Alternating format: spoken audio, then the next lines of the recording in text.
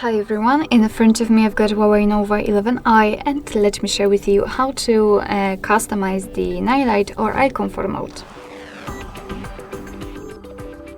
So I think we will start with the quickest way to get into this mode, so I mean turn it on or off, and after that I'll show you how to customize it. So in order to turn on the eye comfort mode, we have to unroll the top bar, but do it on the right side. Thanks to this you will open the control panel, not the notifications, just like you can see here.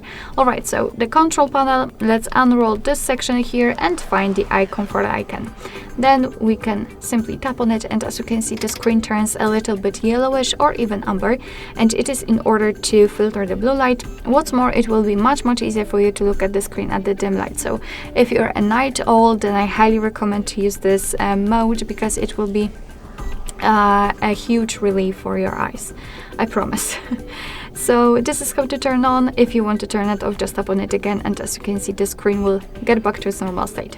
In order to customize it, we have to enter the settings or simply long press on this icon before, find display and brightness, and here we've got the eye comfort. So let's tap on it. Of course we have to turn it on. And as you can see, we've got the filter level. Right now it is right in the middle, which simply means that by going to the left we can make it a little bit cooler.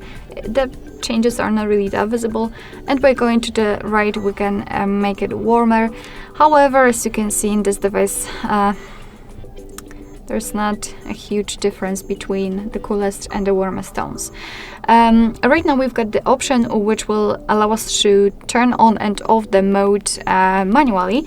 However, if you want to, you can schedule it. Just tap on the switcher at the top and you can pick the start and the end time, which simply means that your device will adapt to those hours and it will turn on and off the mode according to them. I'm not really a huge fan. I really prefer to use it manually, but let me turn it off.